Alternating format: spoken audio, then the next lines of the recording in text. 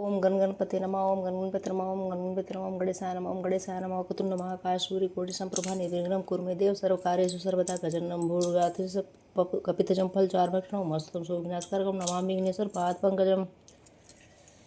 कर्पूरगौरं करुणावतारं संसारसारं भुजगेन्द्रहारं सदा वसन्तं हृदयारविन्दे ओं नमामि चैतन्यमामि। ओं त्र्यम्बकं यजामहे सुगन्धिं पुष्टिवर्धनं उर्वारुकमिव वन्दामि मृत्युर्मुक्षीमामि भूर्भुवः स्वं शिवाय नमः शिवाय। ओं नमः शिवाय नमः शिवाय। ओम नमो भगवते वासुदेवाय नमः। ओम नमो भगवते वासुदेवाय नमः। ओम नमो भगवते वासुदेवाय नमः। ओम नमो भगवते वासुदेवाय नमः। ओम नमो भगवते वासुदेवाय नमः। श्रीमन्नारायण नारायण हरे हरे भजमन नारायण नारायण हरे हरे श्रीमन्नारायण। श्री ओम श्री ओम श्री ओम श्री ओम श्री ओम श्री ओम। हिमाचल सुतानाथ संसुते परमेश्वरी रूपम देहि जयम देहि यशो देहि द्विषो जहि आत्रिसूक्तं पठेदादौ मध्ये सप्तशती स्तुवं पठनीयं वयं देवी सूक्तिमितं ओम विश्वेश्वरीं जगद्धात्रीं स्थितिसंहारकारिणीं निद्रां भगवतीं विष्णोर्तुलां तेजसा प्रभु त्वं स्वाहा त्वं स्वधा त्वं हि स्वस्तिकारं नमः।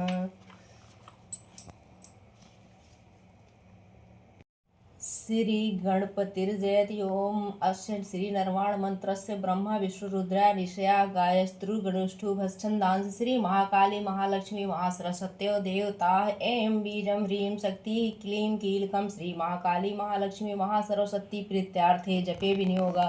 इसे पढ़कर जल गिराएं। जगदम्बा के श्री अंगों की कांति उदयकाल के सहस्रों सूर्यों के समान है। वह लाल रंग की रेशमी साड़ी पहने हुए हैं। उनके गले में मुंडमाला शोभा पा रही है। दोनों वस्त्रों पर रक्त चंदन का लेप लगा है। वह अपने कर कमलों में जपमालिका विद्या और अभय तथा वर नामक मुद्राएं धारण किए हैं। तीनों नेत्रों से सुशोभित मुखारविंद की बड़ी शोभा पा रही है। उनके मस्तक पर चंद्रमा के साथ ही रत्नमय मुकुट बंधा है तथा वह कमल के आसन पर विराजमान है। ऐसी देवी को मैं भक्ति पूर्वक प्रणाम करता हूँ।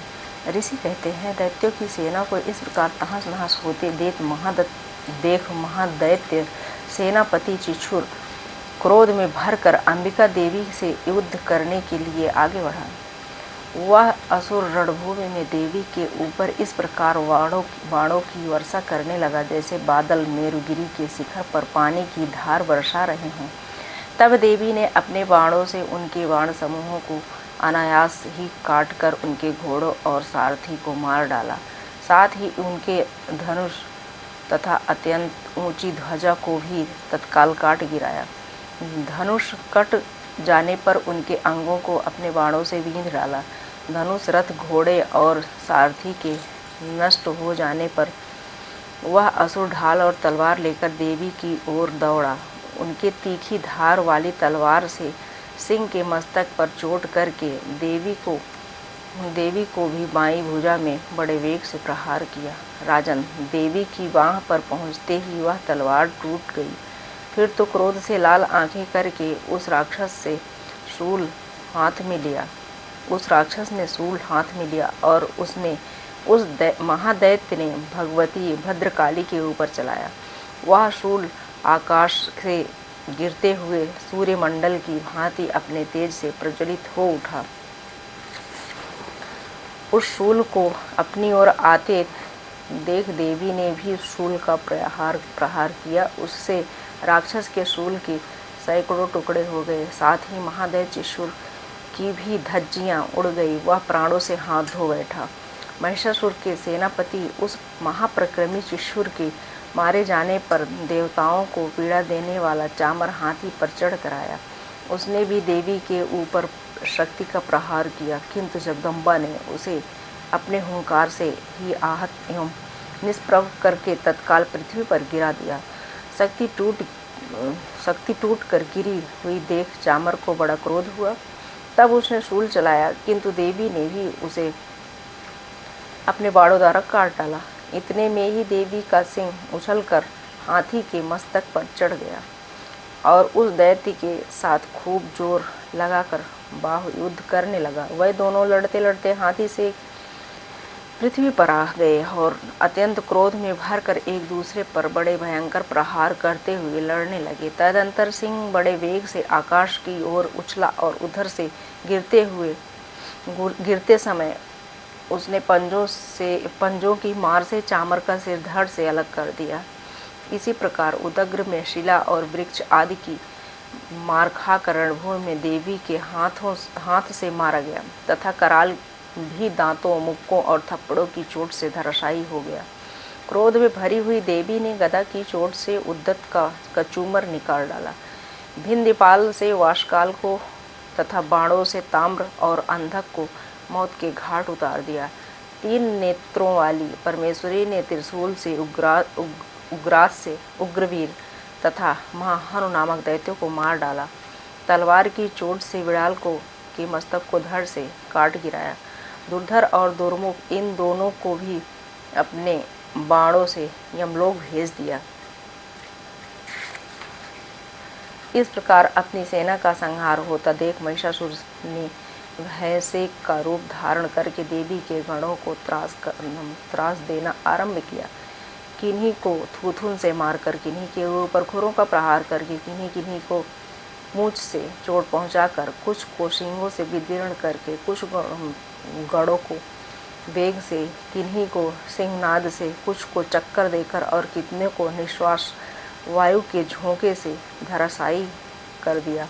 इस प्रकार गणों की सेना को गिराकर वह असुर महादेवी के सिंह को मारने के लिए झपटा। इससे जगदम्बा को बड़ा क्रोध हुआ।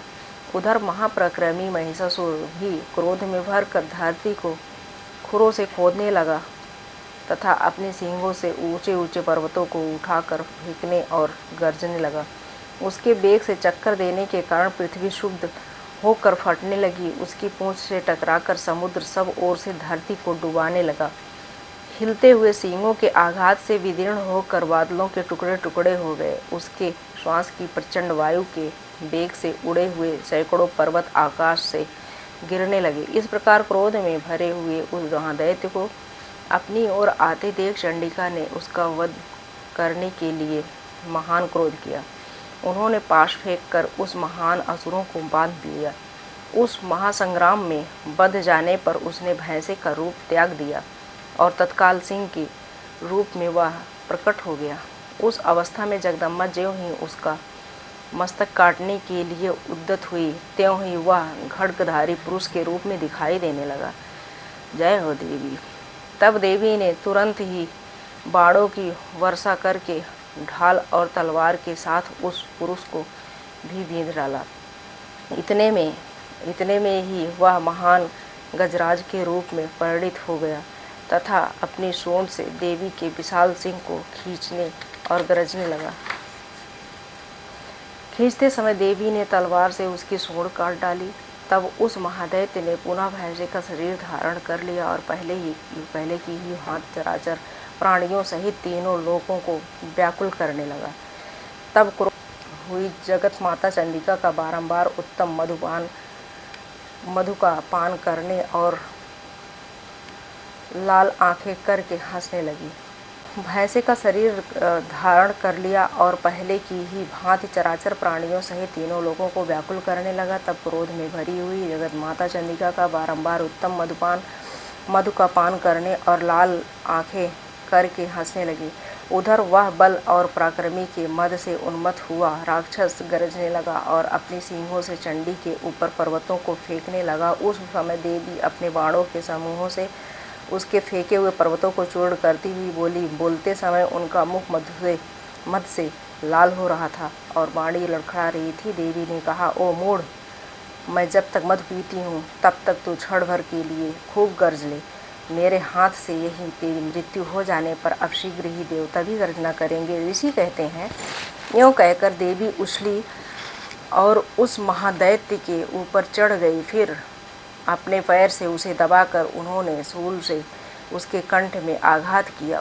उनके पैर से दबा होने पर भी महिषासुर अपने मुख से दूसरे रूप में बाहर होने लगा। अभी आधे शरीर से ही बाहर निकलने पाया था कि देवी ने अपने प्रभाव से उसे रोक दिया। जय हो।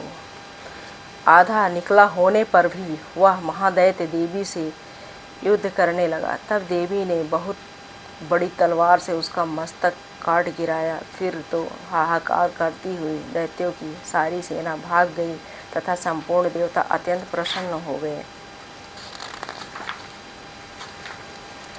देवताओं ने दिव्य महर्षियों के साथ दुर्गा देवी का स्तवन किया। गंधर्व राज गाने लगे तथा अप्सराएं नृत्य करने लगी। इस प्रकार श्री मार्कंडेय पुराण में सर्वाणी मनवंतरी कथा के अंतर्गत देवी महात्म्य में महिषासुर वध नामक तीसरा अध्याय पूरा हुआ।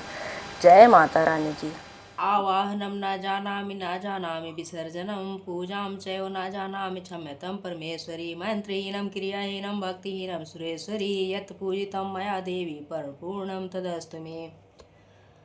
परमेश्वरी, मैं आवाहन नहीं जानता, विसर्जन करना नहीं जानता तथा पूजा करने का ढंग भी नहीं जानता। क्षमा करो देवी सुरेश्वरी, मैंने जो मंत्रहीन, क्रियाहीन और भक्तिहीन पूजन किया है वह सब आपकी कृपा से पूर्ण हो।